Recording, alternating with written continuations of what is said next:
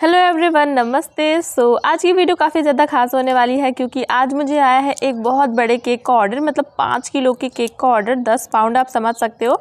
ये मेरा पहला इतने बड़े केक का ऑर्डर है। इससे पहले मैंने 2 किलो तक का केक बनाया है, उससे ज़्यादा बड़ा मैंने केक नहीं बनाया है।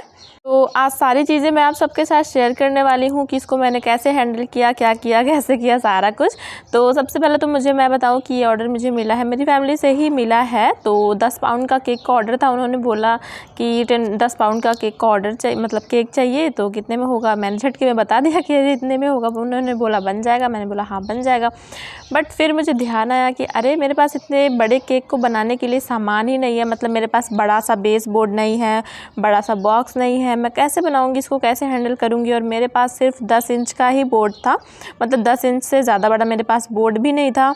और अगर मैं बोर्ड को अरेंज भी करा लेती, मतलब कि जैसे लकड़ी वालों से, मतलब वो मैं बनवा लेती, बट फिर भी मेरे पास बॉक्स नहीं था और हमारे एरिया में कोई भी सामान नहीं मिलता है और मेरे पास बड़ा वाला केक टिन भी नहीं था। तो मैंने इसको कैसे हैंडल किया वो मैं बताती हूँ आपको। तो मैंने उनको क्या बोला कि मैं आपको 2.5 किलो के 2 केक बना के दे दूं तो क्या चलेगा। तो जब वो एग्री कर गए कि हाँ ठीक है चलेगा हमें, तो मैं यहाँ पे क्या कर रही हूँ कि मुझे 2.5 किलो के 2 केक बनाने थे। तो उसके लिए मैंने क्या किया है कि नीचे वाली जो टियर है उसको मैंने 8 इंच में बेक किया है और ऊपर वाले को मैंने 6 इंच में बेक किया है। तो अब इसको डिवाइड मैंने कैसे किया, देखो हमें 1 केजी केक के लिए प्रीमिक्स चाहिए होता है 300 ग्राम। उसके हिसाब से हमें 5 किलो केक के लिए चाहिए 1.5 किलो प्रीमिक्स, मतलब 1500 ग्राम हमें प्रीमिक्स चाहिए 5 किलो केक के लिए। तो जब मुझे 2.5 किलो बनाना था तो उसको मैंने डिवाइड कर लिया, मतलब 750 एक केक में लगेगा और 750 एक केक में लगेगा। तो जो नीचे वाली टिन थी ना 8 इंच की, तो उसमें मैंने 500 ग्राम प्रीमिक्स बेक किया है और जो 250 बचा उसको मैंने 6 इंच वाले टिन में बेक किया है। तो अगर आपके पास ना हाइट वाला टिन है तो आप इसको एक बार में ही बेक कर सकते हो, बट मेरे पास जो 8 इंच का टिन है ना वो हाइट वाला नहीं था। तो मैंने क्या किया कि 8 वाली टिन में 2 बार करके बेक किया, मतलब एक बार 250 बेक किया, फिर से 250 बेक किया और ऊपर वाली में मतलब 6 इंच में तो एक बार में ही कर लिया। ऐसे करके मैंने इसको 2 फ्लेवर में बनाया था।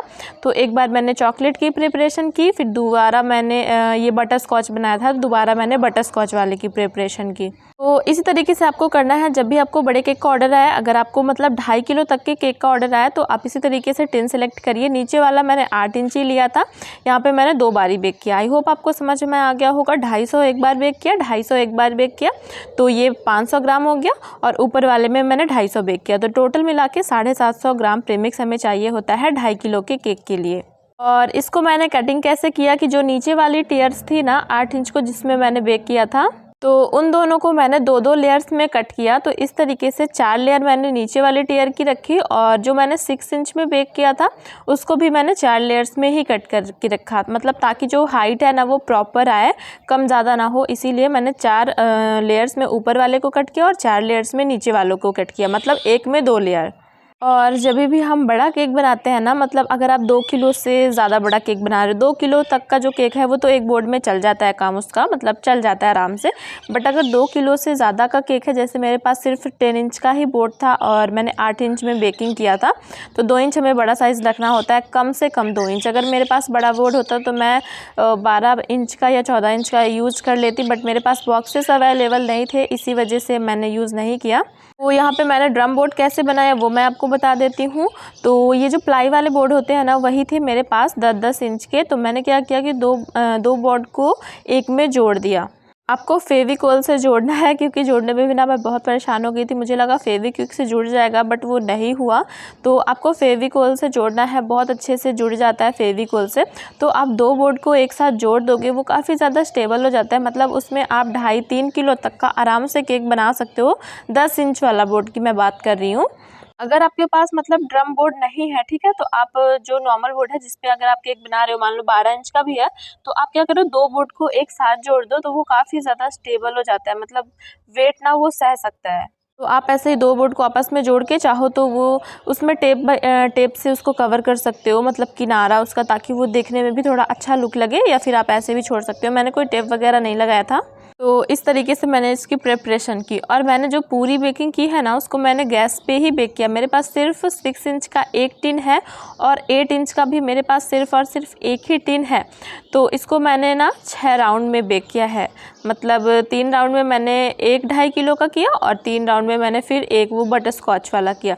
मतलब काफ़ी ज़्यादा मेहनत लगी। एक तो पूरा दिन मैंने कल इसको ना पूरा दिन बेकिंग किया, फिर शाम को मैंने सोचा कि क्रम कोट वगैरह करके रख दूं ताकि रात भर ये अच्छे से सेट हो जाए, ताकि कोई रिस्क ना रहे, क्योंकि ये ना 8-10 किलोमीटर जा रहा था मेरे घर से इतना दूर।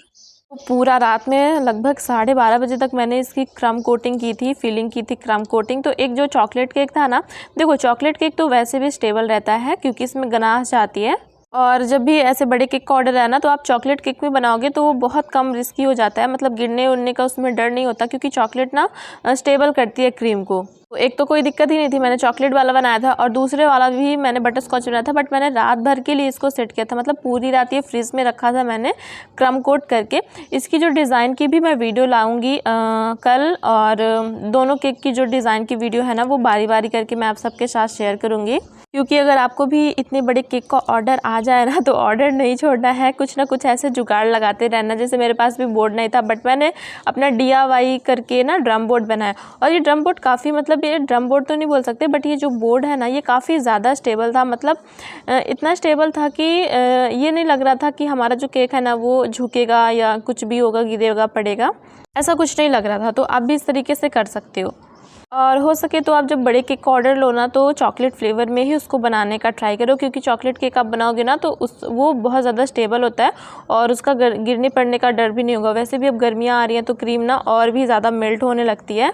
मैं क्या करती हूँ कि जब मुझे ना थोड़े बड़े केक के ऑर्डर आते हैं ना तो जब मैं क्रीम बीट करती हूँ ना तो हल्का सा उसको मैं ज़्यादा स्टिफ करती हूँ, मतलब थोड़ा सा ज़्यादा स्टिफ कर देती हूँ अंदर के लिए। मतलब जो अंदर हम क्रम कोटिंग, फिलिंग वगैरह लेयरिंग करते हैं ना उसमें जो हम क्रीम यूज़ करते हैं ना, तो हल्की सी मैं ना थोड़ी सी ओवर बीट, जिसको बोलते हैं कि ओवर बीट कर दो, तो हल्का सा मैं ना ओवर बीट कर देती हूँ। इससे क्या होता है कि उसकी पकड़ बहुत अच्छी रहती है क्रीम की। और बड़ा केक हो या छोटा केक हो सॉरी, क्रम कोटिंग करते टाइम ना आपको सोकिंग तो हमेशा ही करनी होती है। हर लेयर्स की सोकिंग करना बहुत ही ज़्यादा इंपॉर्टेंट है, ताकि अगर आप इसको सेट करोगे ना वो प्रॉपर शिफ्ट हो जाएगा। देखो शिफ्ट होने में कोई दिक्कत नहीं है, मैं आपको प्रॉपर कल की वीडियो में ये दिखाऊंगी भी कि मैंने इसको कैसे स्टैक किया, मतलब एक के ऊपर कैसे रखा।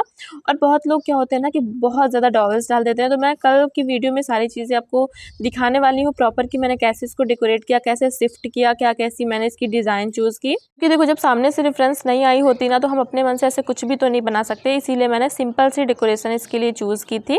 और मुझे ना 2 केक भी बनाने थे तो उसमें भी दिमाग लगाना था। एक होता तो चलो मैं बना लेती, लेकिन 2 केक था तो मुझे सोचना था कि इसमें क्या बनाऊँ, इसमें क्या बनाऊँ, तो वो आपको आगे देखने को ज़रूर ही मिलेगा। यहाँ पे देखें मैंने जो चॉकलेट वाला केक था ना उसका जो क्रम कोटिंग था वो डन करके रख दिया उसको फ्रीज में, और अब मैं ये कर रही हूँ सेकंड वाले केक का। तो जब हम जल्दी जल्दी में कोई काम करते हैं ना कुछ गड़बड़ होती रहती है। जहाँ जैसे ये क्या हुआ कि जो मैंने क्रस्ट डाला ना तो मतलब बहुत ज़्यादा क्रस्ट निकल गया, फिर मैंने उसको निकाला। ऐसे क्या हुआ था कि जब मैं बना रही थी ना बीच बीच में लाइट भी जा रही थी, अब मुझे वीडियो भी शूट करना था। मतलब जब भी ऐसे कुछ बड़ा केक का ऑर्डर आता है ना तो परेशानियाँ तो बहुत ही होती हैं, इसीलिए मैंने इसको रात में ही कर दिया। आप भी ऐसे ट्राई करो कि अगर आपको किसी बड़े केक का मतलब 1.5 किलो 2 किलो से ज़्यादा बड़े केक का ऑर्डर आया ना तो आप उसमें ट्राई करो कि आप उसको 5-6 घंटे क्रम कोट करके आराम से फ्रिज में सेट करो, ताकि आप उसमें जब टीयर शिफ्ट करो तो वो बहुत ईजिली हो जाए, आपको बहुत ज़्यादा डॉवेल्स वगैरह डालने की ज़रूरत ना पड़े। कि देखो जब केक की स्टेबिलिटी पर डिपेंड होता है कि उसमें कितने डॉवेल्स आएंगे। अगर आप मान लो क्रीम सॉफ्ट है, आपका केक जो है ना वो सॉफ्ट है, स्टिफ नहीं है, ठीक है, प्रॉपर वो परफेक्ट नहीं है, तो आप उसमें कितने भी डॉवेल डाल दोगे ना वो धंस ही जाएगा, ठीक है। अगर क्रीम ना स्टिफ नहीं रहेगी, सॉफ्ट तरीके की रहेगी ना तो आप उसमें चाहे 5-6-7 जितने भी डॉवेल डाल दोगे ना उसका धंसने का पूरा चांस, जो बोलते हैं ना पूरा चांस रहेगा। 100 में कम से कम आप समझो कि 70% तो रहता ही है। इसीलिए मैं क्या करती हूँ कि जब भी मैं बड़े केक्स बनाती हूँ ना क्रीम को थोड़ी सी ज़्यादा आप ओवर व्हिप कर दो। ये नहीं बोल रही हूँ कि पूरा ओवर व्हिप कर दो, बट थोड़ी सी ओवर व्हिप कर दो। जब आप अंदर की लेयरिंग कर रहे हो उसकी तो वो स्टिफ रहेगी, इससे उसकी ना पकड़ बहुत अच्छी बनती है। आप प्रॉपर सोकिंग करो, इतनी भी सोकिंग मत करो कि पूरा पानी पानी, बट नॉर्मल जितना सोकिंग होता है प्रॉपर तरीके से आप सोकिंग करें। क्रीम लगाएं, ठीक है, क्रस्ट की लेयर लगाएं, या तो गनाश वाला केक है तो गनाश की लेयर लगाएं। पर केक हमारा ना स्टेबल होना चाहिए, वो अपने आप में भी स्टेबल होना चाहिए। हम उसमें डॉवेल्स डालें या ना डालें वो तो एक्स्ट्रा सपोर्ट के लिए हम डॉवेल्स डालते हैं। आपको ऐसा बनाना है कि मतलब अगर हम डॉवेल ना डालें फिर भी वो झुका झुका सा ना रहे, बिल्कुल परफेक्ट तरीके से। जैसे ये देखें, ये जो बटर स्कॉच वाला फ्लेवर का केक है ना, ये चारों लेयर मैंने अच्छे से स्टैक कर दी हैं। और जैसे जैसे आप स्टैक करते जाओगे ना, बीच की जो लेयर्स में अगर आपको गैप दिखता जाए तो आप वहाँ पे क्रीम फिल करते जाओ। प्रॉपर क्रम कोटिंग करनी है, मतलब पतली सी लेयर लगा के पूरा आपको केक को कवर ही कर देना है, ये समझो। और बीच में जो गैप्स दिखेंगे ना, उसको तो आपको हैंड टू हैंड से बोलते हैं ना, साथ साथ उसको भी कवर करते चलना है। और हाँ, काफ़ी लोगों ने मुझसे पूछा था कि दीदी आपने गनाश कैसे बनाया था कोकोआ पाउडर वाली। तो मैं बता दूं, अभी जो मैंने आपके सामने अभी केक बनाया ना चॉकलेट वाला, वो भी उसी गनाश से मैंने बनाया है, जिसकी अभी मैंने कल वीडियो आपके साथ शेयर की है।